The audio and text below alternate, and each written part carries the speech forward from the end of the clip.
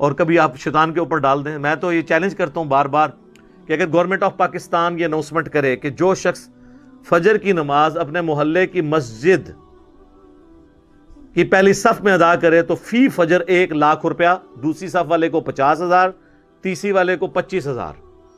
تو دنیا کے سارے شیاطین مل کے دنیا کے سب سے بڑے بے نمازی کی بھی فجر نہیں چھڑوا سکتے. ہاں کر کے دیکھ لیں. اگر آپ کو ہے نا ایسی آنکھ ہی نہیں کھلتی، وہ جی انہوں ہوش ہی نہیں ہوندی. ہم نے ان لوگوں کو بھی اپنے آفس میں دیکھا ہے کہ جن کو ہوش ہی نہیں ہوتی تھی، لیکن جب انہوں نے کبھی کسی آفیشیل ٹور پہ دوسرے ملک جانا ہوتا تھا تو اللہ کے فضل سے وہ تہجد کے وقت اٹھے ہوتے تھے. ٹھیک ہے، تو یہ سب کے سب بہانے ہیں. پھر کہتے ہیں دعا کریں توفیق مل جائے. آج تک ہمیں کسی نے نہیں کہا کہ جی دعا کریں، ارادہ ہے گھر جا کے رات کا کھانا کھانا ہے توفیق مل جائے. نہیں، وہ کھانا ہوتا ہے.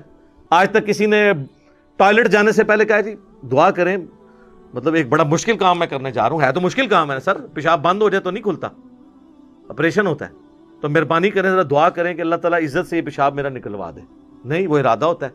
سارے کی ساری یہ دعائیں توفیقیں نیک اعمال کے بارے میں، کیونکہ وہ کرنے نہیں ہوتے.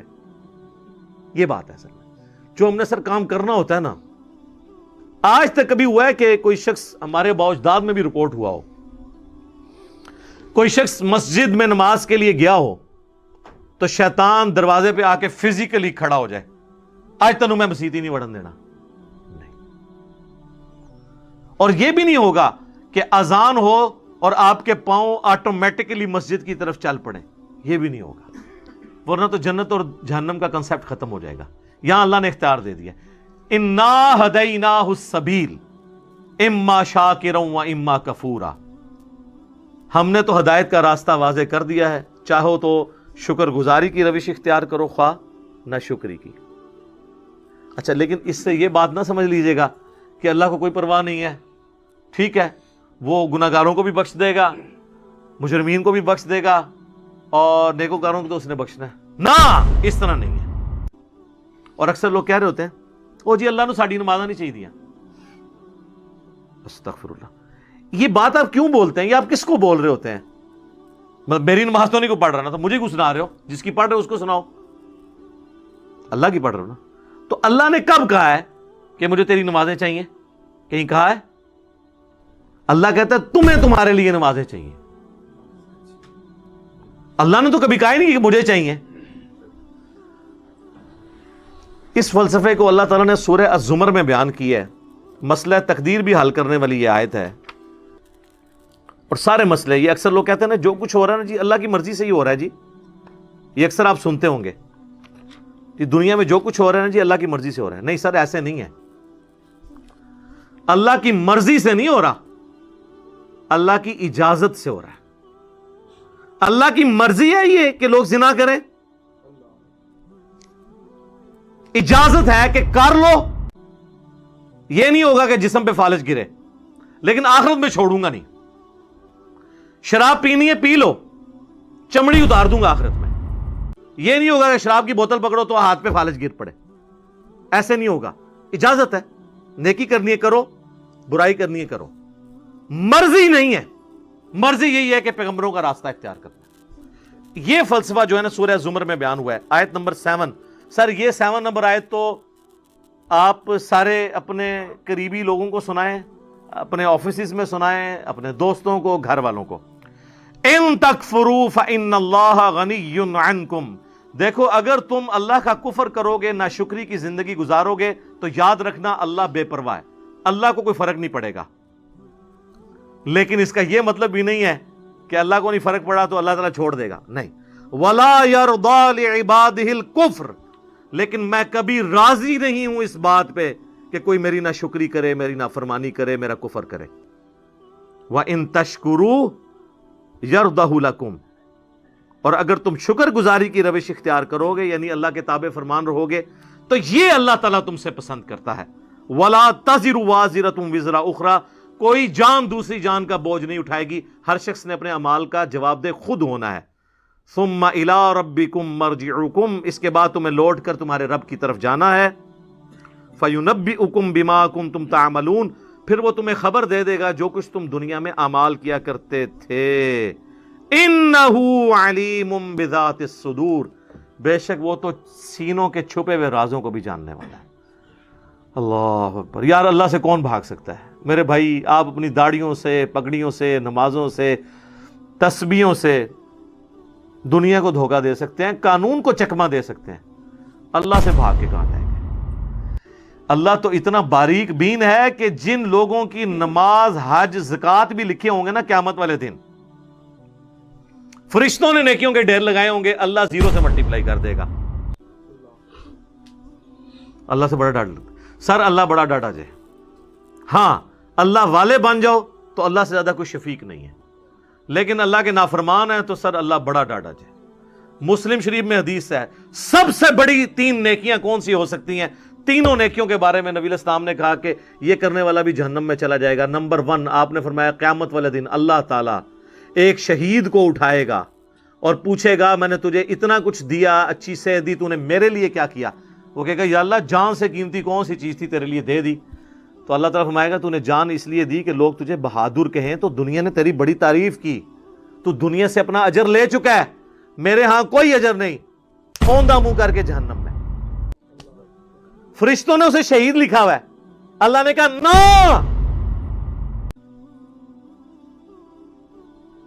आप अपनी नेकियों से फरिश्तों को भी धोखा दे सकते हैं। फरिश्ते तो ज़ाहिर माल को लिखेंगे, हाँ जी ये है, तो ये हिसाब किताब तो बस इस खाना पूरी है, असल में तो अल्लाह ताला खुद हिसाब करने वाला है। फिर अल्लाह ताला एक सखी को बुलाएगा कि इतना माल दिया था, तूने क्या किया? वो कहेगा, या अल्लाह जो भी मुझे जगह मिलती थी ना कि यहां पे तूने खर्च करने का कहा, मैंने कोई जगह नहीं छोड़ी कि वहां पे खर्च ना किया हो।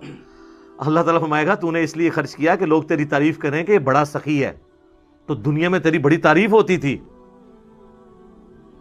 मेरे यहां तेरे लिए कोई अजर नहीं है, औंधा मुंह करके जहन्नम में। फिर कुरान के कारी को बुलाया जाएगा, अल्लाह ताला कहेगा, मैंने तुझे कुरान दिया था, तूने मेरे लिए क्या किया?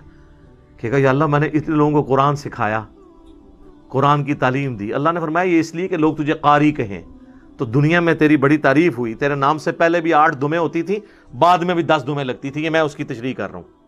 फिर लोग कहते हैं, नहीं दीसी तो लिखे ही नहीं सी होया, दीसी इतना कुछ नहीं लिखा होता, वो आप कढ़ना होता है विचों, क्योंकि कुरान पुराना नहीं होता। कुरान, अगर नबी इस्लाम के ज़माने में बात हो रही है ना सूरतुल अनफाल में कि अपने जो घोड़े हैं वो जिहाद के लिए तैयार रखो, तो आज घोड़ों को हम मिसाइल में और एयरक्राफ्ट्स की फॉर्म में उसको तर्जमे और तशरीह में बयान करेंगे, हमें ये कोई गिला नहीं करेगा, ये कुरान में घोड़े लिखा सी, तुसी ये क्यों बयान किया है? तो तुसी खोते ना बनो, अपनी अकल भी इस्तेमाल करो, वो तो डॉक्ट्रिन होती है। अल्लाह ताला उसको औंधा मुंह करके जहन्नम में फेंकेगा। सर, इन 3 बड़ी नेकियों से बड़ी को नेकी किसी को पता तो मुझे बता दे। शहादत से बड़ी कोई नेकी नहीं है, सबसे कीमती चीज अल्लाह को दे देना, जान, अल्लाह की राह में माल लौटाना। कुरान में नमाज के साथ ऑलमोस्ट हर जगह इन्फाक फी सबीलिल्लाह का हुक्म आया। और तीसरा, कुरान की तालीम, वो तो सर बुखारी में हदीस है, तुम में सबसे बेहतर वो जो कुरान सीखे और सिखाए। इन 3 नेकियों से बड़ी को नेकी पॉसिबल नहीं है, लेकिन 0 से मल्टीप्लाई, क्योंकि अल्लाह के लिए नहीं की। मुस्नद अहमद में हदीस है, जिसने दिखलावे के लिए रोजा रखा उसने शिर्क किया, जिसने दिखलावे के लिए नमाज पढ़ी उसने शिर्क किया, और जिसने दिखलावे के लिए सदका किया उसने शिर्क किया। की नेकी हो गया शिर्क। ये क्या बात हुई? नमाज कैसे शिर्क हो गई? नमाज तो अल्लाह की होती है, पढ़ी भी अल्लाह के लिए, लेकिन दिखाने के लिए किसी को। हमारे एक एक्स प्रेसिडेंट थे ना, मुझे उनकी पॉलिसी से तो बहुत इख्तलाफ है, जनरल ज़ियाउल हक, लेकिन एक मजहबी आदमी थे। उनकी वजह से हमारी फ़ौज के अंदर काफ़ी रिफॉर्म्स आई, और ये बहुत बड़ा एहसान है उनका पाकिस्तानी फ़ौज के ऊपर, वरना उनसे पहले की फ़ौज और आज की फ़ौज में बड़ा फ़र्क है। अब आपको मज़हब का रंग गालिब नज़र आएगा हमारी फ़ौज के अंदर, और जब फ़ौज से लोग रिटायर होते हैं तो मैंने तो सबसे ज़्यादा बाकी इदारों की निस्बत इन लोगों को देखा है कि प्रैक्टिसिंग मुसलमान है, क्योंकि मौत को बड़ा करीब से देख लेते हैं ना, तो बड़े बड़े लोगों की अकल ठिकाने हो जाती है। जब अपने साथ आप शुहदा की लाशें उठाते हैं बॉर्डर्स के ऊपर, तो बस इंसान को नजर आती है, यार कल तो ये मेरे साथ रोटी खा रहा था, आज मैं उसके जिस्म के लोथड़े समेट रहा हूँ। तो सर बड़े बड़े लोगों का केवला दुरुस्त हो जाता है। तो जनरल ज़ियाउल हक साहब चूंकि नमाजी थे बड़े पक्के, तो उनके साथ जो लोग हैं ना, उन्होंने मुझे बताया कि जब वो नमाज जाते थे लोग बगैर वजू भी साथ पीछे खड़े हो जाते थे,